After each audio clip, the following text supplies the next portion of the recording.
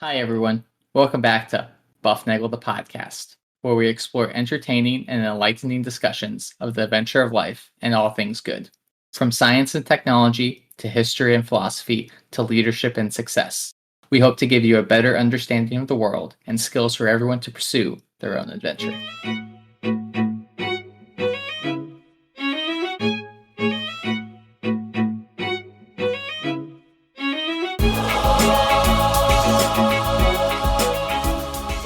Welcome back to Bufnagle the podcast, where we talk about all things good in the pursuit of the adventure of life. I'm Harry.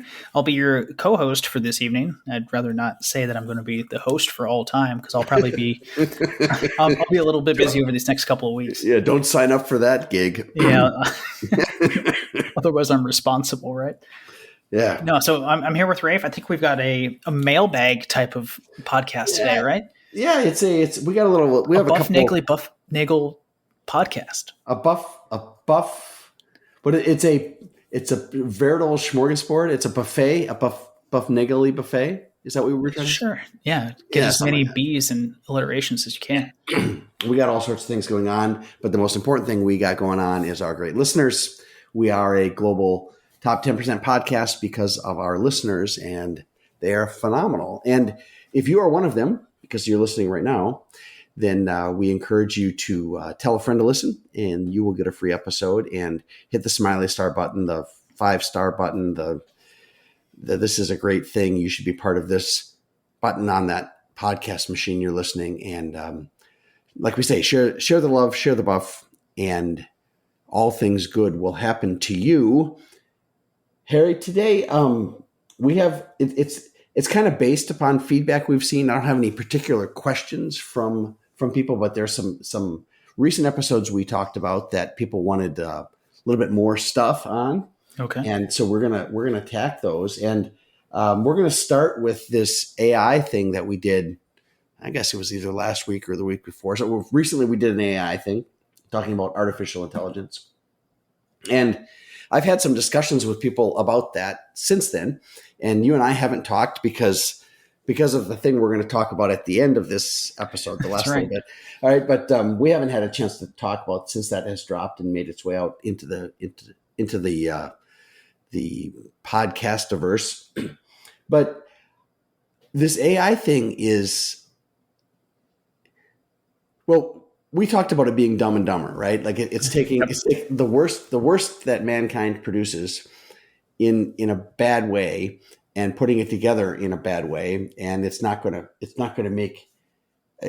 really doing what it says it's doing. And the first thing to recognize, I think, is whatever the bot is doing on the back end, whatever it's doing, it's not thinking. No, there's not sentience to it. It's not like it's spinning in the background, creating ideas. And then when you ask it a question, it goes, "Oh, here's my idea about it." Yeah. And I was talking to Zach about this today, and we had a discussion about how it works and how some of these models work and the things we've asked it to do these things. And I said to him, I said, when I say the word, I pick a word, like I'll say the word table. And I say that to you. I take a piece of information and I encode it in the sound table, right? And that comes across the internet into your ears, and it forms this pattern in your brain, and that creates an idea. That idea is encoded in that word, and that idea is like it could be a number of things. It could be anything from a large desk that I'm sitting at here now. It could be a large dining room table. It could be a coffee table. It could be a coffee table book that's shaped like a coffee table. It could be something that has been, excuse me, that has been tabulized.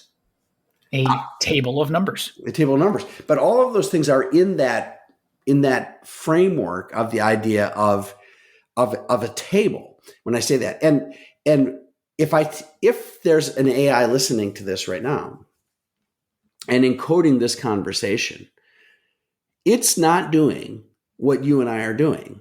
What it's doing is it's taking that sound piece, however it encodes that little squiggle the Vibrations of sound. yeah, that whatever. Sure. Yep. The thing that I edit when we edit this thing, right? That We're real pro editors over here. That's right.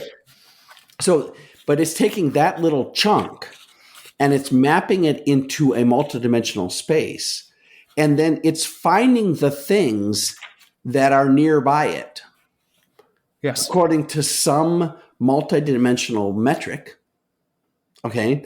And then if I talk about table, it just takes about the things that are nearby, that are near it. And what's really interesting to me about that is that it's nowhere does it ever have this picture in its head of this. I don't know, I'm thinking of this. And I didn't take time to actually go back and read these things before we had this discussion because I wasn't sure where it was going to go. But I'm thinking about Aristotle and the forms, or Plato and the forms. Mm-hmm. Things like there is an essence of table, right? There's a thing that is table, and then a manifestation of that is this thing that's here that my computer is sitting on. And when we talk about this thing, it exists as a form. But then we have these manifestations in the real world. There's none of that takes place in AI. None of it. None of it. Everything is this modeled approximation in this computer environment, which is a really great way to work because it's fast and it's low cost and and the storage and retrieval is really good. But the thing that's really interesting is I thought about this because your mother said, I think the AI, it's just the kids are going to get dumber and dumber and dumber because they're not learning how to read and they're not learning how to write. And I thought what was kind of interesting is if you start with the AI thing and you use it to like write your research paper or even your dissertation. Okay? Sure. And then that dissertation gets put into the interweb. Well, this is like a copy of copies, right? Yeah, but yes and no. But the interesting thing is because it's not really going to be a copy because it's not going to be the same as like the movie Multiplicity. Okay. Yep. Right? It's not going to be the same as that. But what'll happen is it'll end up putting more mass on the points that it used to get the first thing. So the things that get used will get used more and more, and the things that don't get used will get used less and less. And the things that are even further out in the periphery will get less and less and less weight. This thing that is a recursion of let's use the data to write the next bit of data that we are going to use to write the next bit of data, that thing is it collapses in on itself and doesn't collapse to nothing. But what it'll do is it'll collapse to these spikes of, I guess I'll call them mass, where the information lives. Will live in these very strange little pockets of the thing that gets used every time, and nothing else will be able to catch any mass. And I had this happen I don't know if you remember 100 years ago, I did this college football ranking thing. Yes. Mm-hmm. Where I did it's a long story. That's probably its own, it should be due its own episode, but if you set out with the idea to build an evolutionary system, it's really important that you build into the system a way for the system to move outside of the environment that it's currently in. But what's going to happen with the AI, with an AI system that uses its own data to produce the data the next time? It can't move outside of the space of the first setup. Well, and now, see, I'm suddenly thinking of anyone who's able to live outside of those spaces. You know, Mom talked about all these kids are going to be dumb because they're talking about AI, and maybe these big pillars come up where high schoolers, well, I'm just going to use pillar A and I'm going to use pillar B. Well, I'm going to use pillars B and C. And then the really smart kid is going to go, no. I'm going to use pillar B.214. And it's this tiny bit of information right in the middle between B and C. And he's going to extrapolate it and expand upon it and suddenly look like a genius. Well, because he's still right. Well, and that's going to get pulled out, and people are going to be just flabbergasted that even existed in the first place. They won't know that it's in the space. But the other thing is there is lots of stuff that's not in the space. Okay, it exists outside of the data set. Right. And that's the big issue, is that if you start with everything that's out on the internet, what everything that's out on the internet seems like everything. It's not. It's not the conversation, that you and I had before we started recording today. It's not the conversation Zach and your mom and I had this afternoon when we were, having dinner. That stuff is not out there. And most of the information in the world, I would say, is not on the internet. Most of it's not there. And I guess what this is pointing to is I'm going to have to do an episode on the evolutionary system that I built to do the college football ranking thing and come up with a way to explain this, to demonstrate how that system did everything I told it to do. And they came up with completely whacked ideas simply because of that problem that it couldn't grow outside of the only support point that could obtain any mass was one that was only marginally better than all the other ones that sucked, but it was still terrible too. Right. Yep. Right. So anyway, that's an AI thing. And it struck me as, I guess some people could say, well, when I talked last week about the silly things that the Bing AI bot handed back to me, when I talked about that, there's some responses. Well, you should have just given it better search. You should have asked it better questions. And, they're right. They're right. There are ways to talk to these things. And that's part of the training, is how do you train? You can't expect the program to do something that a human does. I mean, I guess that's the Turing test really, is if you could do that, then that would be great. But at another level, if you're going to spend all your time just training yourself to interact with the computer, and it's like at some point when I asked it the basketball questions, eventually it got to the point where I just said, just give me the data. That's eventually where it came to. And then even that, it couldn't get right. And that was the problem that we had with that thing. So anyway, that was the AI thing I wanted to make sure we mentioned. I'm not sure it's getting any clearer. Time will tell. Well, we've just muddled things for the listeners, but the good thing is they can just ask us more questions. We can ask some more questions. That's right. And we will answer your questions. You know how that one goes. All right. So the second thing was, and I noticed this after the Lord of the Rings Confession, Death, Last Rites, and Such Things that you presented to us a couple weeks ago on Boromir's death. I saw, following that, it was interesting to me. My online feed, I guess is what you call these things, suddenly had all sorts of things I guess I'll call it in the same realm. People discussing in the same Lord of the Rings pillar, and kind of in the same pillar. Yeah, it was a large mass, an area of large mass in the interweb seemed to be landing where some of these things that you had talked about at Boromir's death, and you had mentioned to me that there's the one place where the recent movies seemed to come up short was in giving, I guess they were a little thin on the metaphor that was so obvious in the book. Thin on the metaphors. Yeah, absolutely. And mostly because I wanted to finish the 3 books before I get busy here within the next couple months, right? Got a lot of life-changing types of things going on. But I really wanted to finish things up. And I noticed while reading, particularly The Return of the King. And for those that are unfamiliar with Lord of the Rings, broken down again into 3 books: Fellowship of the Ring, Two Towers, and Return of the King, who is Aragorn coming back to take his rightful place in the throne because of his lineage. But there are many, many metaphors, and symbolisms, and allegory that just, it fills the pages.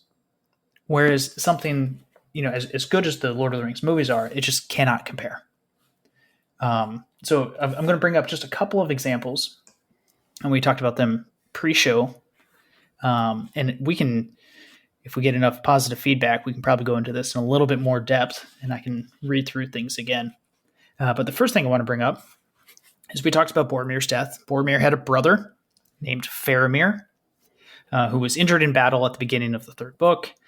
Their father is Denethor. We've mentioned him previously. And I mentioned how Denethor does not receive, I'm going to say, the same graces that Boromir does in death. Right? Boromir is seen as having a happy death. Denethor does not have a happy death.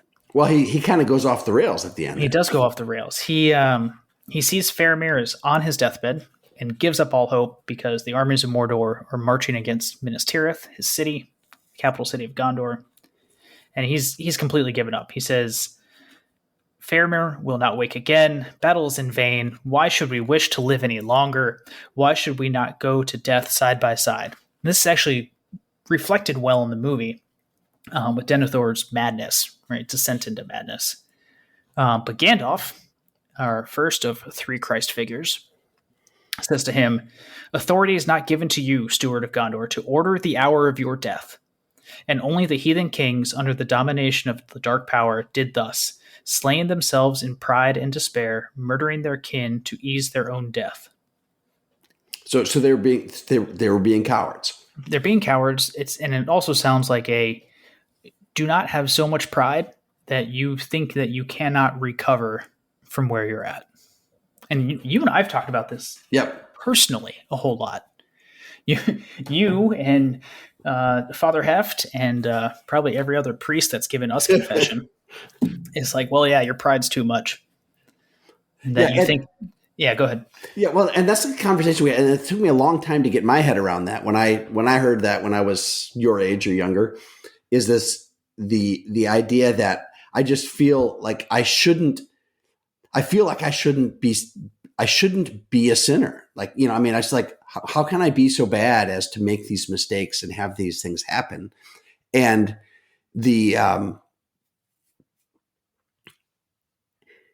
way out of that is to recognize that to say I shouldn't be sinning is actually, that's a sin of pride. That's saying I'm thinking myself too good.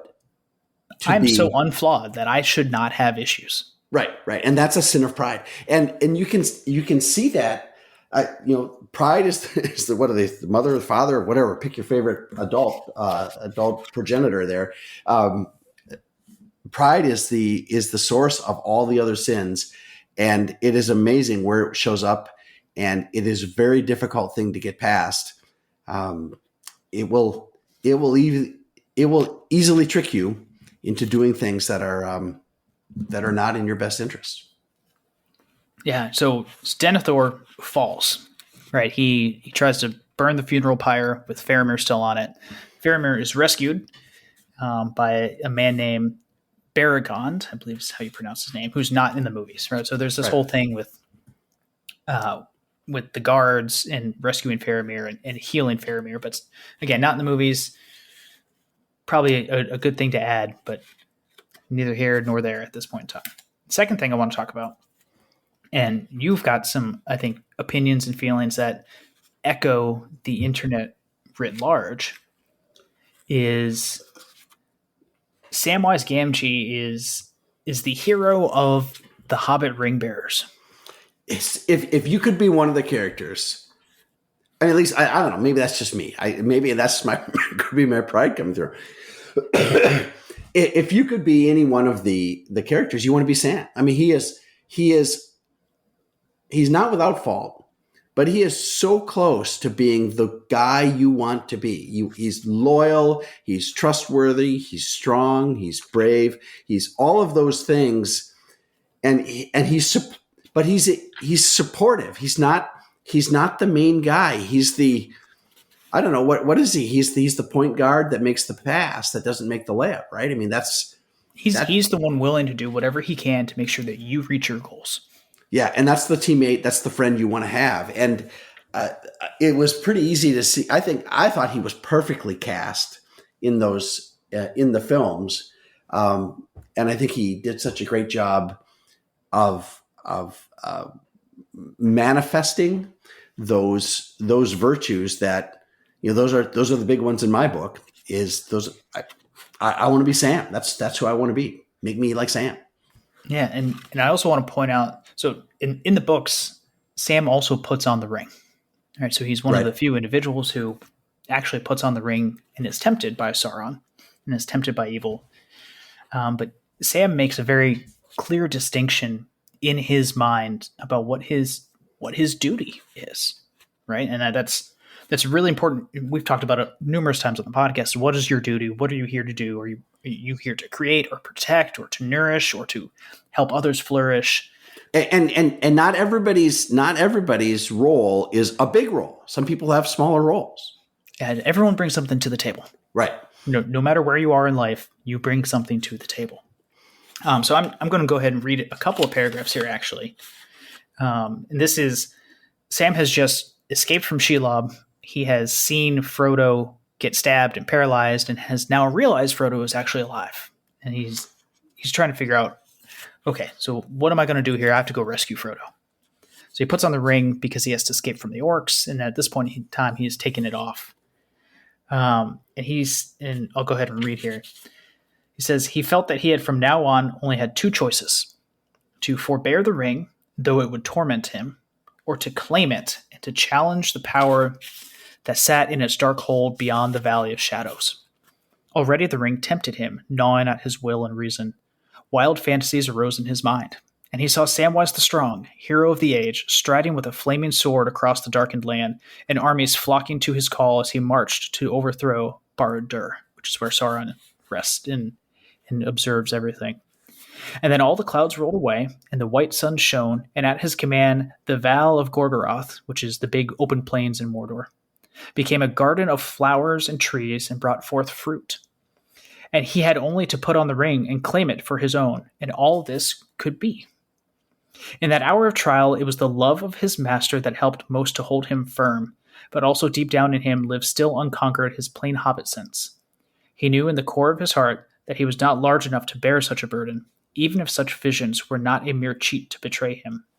The one small garden of a free gardener was all his need and due, not a garden swollen to a realm, his own hands to use, not the hands of others to command. That picture.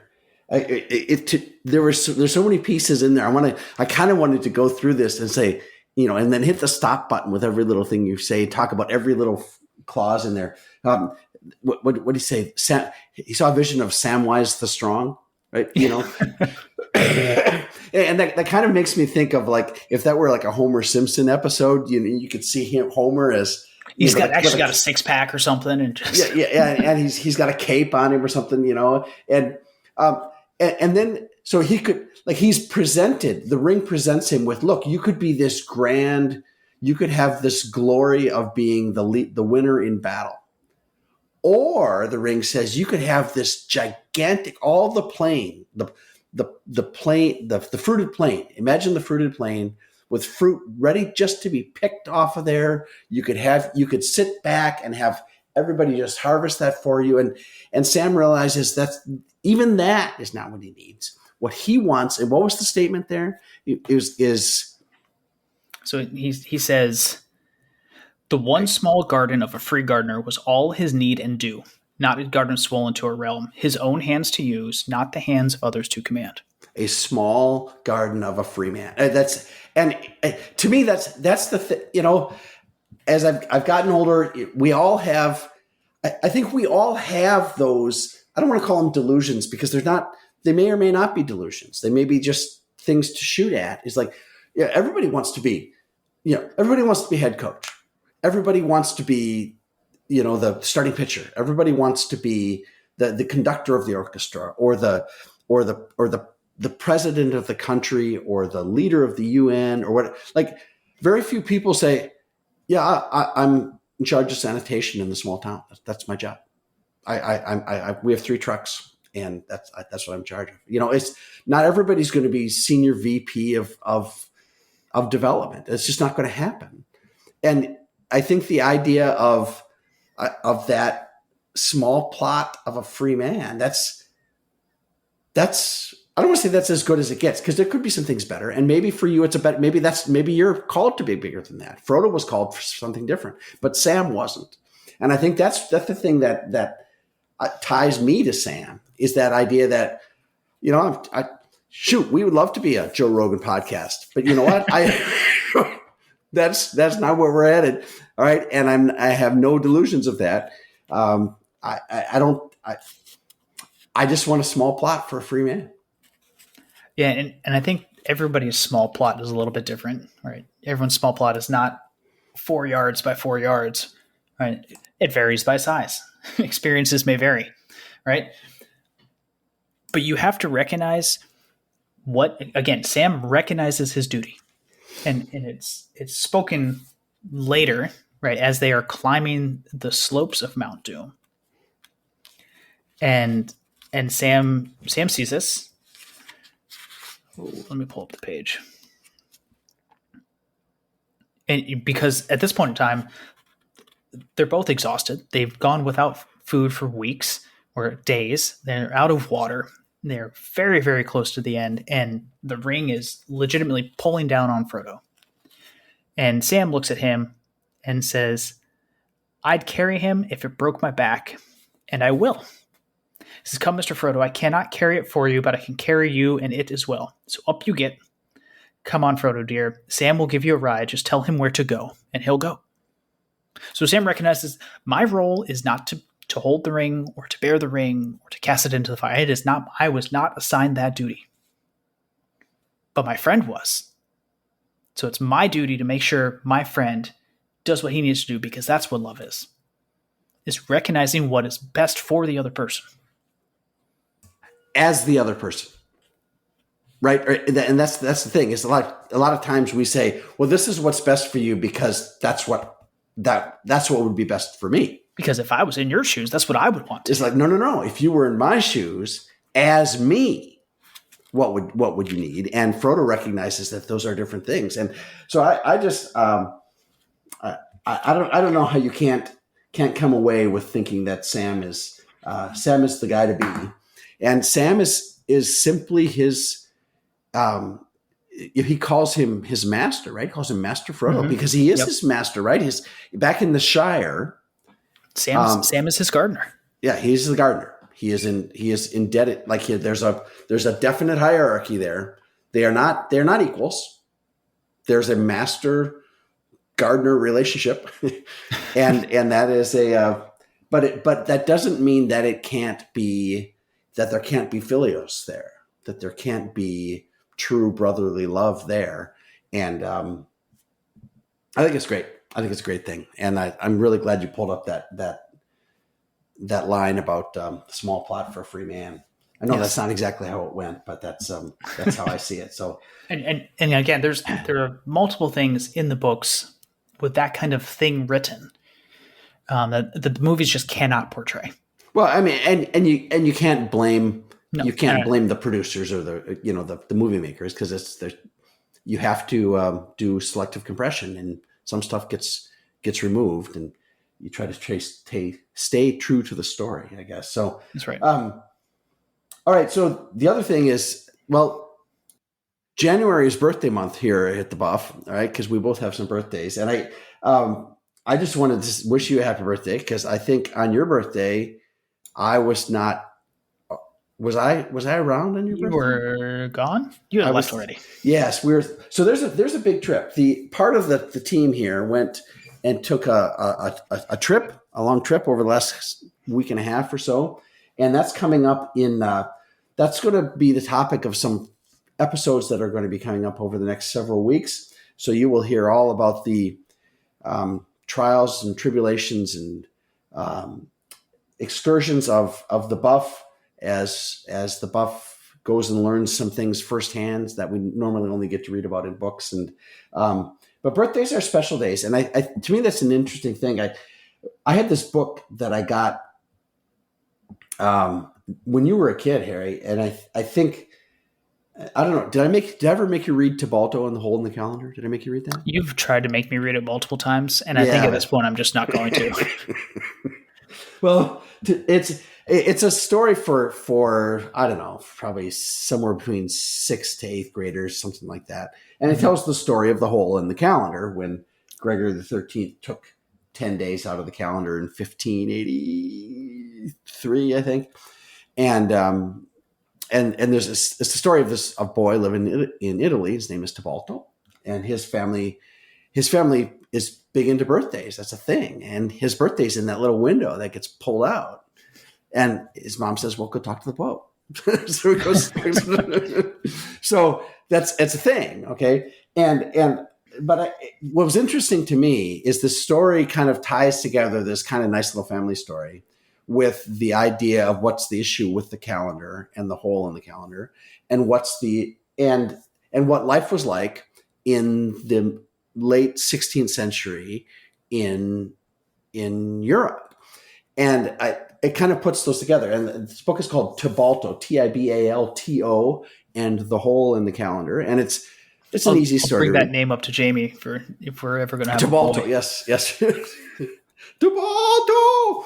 So that's the thing. And so we like birthdays, and they do a good job with birthdays. And January was birthday month. And like I said, the upcoming things they will appear on your bufnagle episodes when they drop. We are making every effort to have them drop on Tuesdays, as we are according to our schedule, but we reserve the right to delay things for the betterment of as all. we see fit. Yeah, for the betterment of all. So if there goes a week goes by and something doesn't drop, don't just start back at episode 1. Yeah, and we now have enough episodes that I think you could go almost. Well, this is episode 174, I think. So every 3 is 2 hours. Every 3 is, yeah. So you don't have enough. You couldn't go a full week without listening. So you're going to need some rest time in there. So when you're not sleeping, just listen to the buff. Just listen to the buff. Just put it on repeat, and we will be here to lull you back to lovely land. So anyway, let us know your thoughts. As usual, bufnagle at bufnagle.com. Send us what you think. Let us know if there's something we should be discussing. Otherwise, we will continue our schedule. We will try to keep artificial intelligence away, and we'll work toward finding some real intelligence. Lord of the Rings is good work. Harry, thanks for your work on that. And happy birthday, everybody, regardless of when yours is. Yeah, and we appreciate all the listeners out there. Keep sending us questions. We'll keep talking. We always remind you to seek the good, live virtuously, and flourish, and enjoy the adventure of life.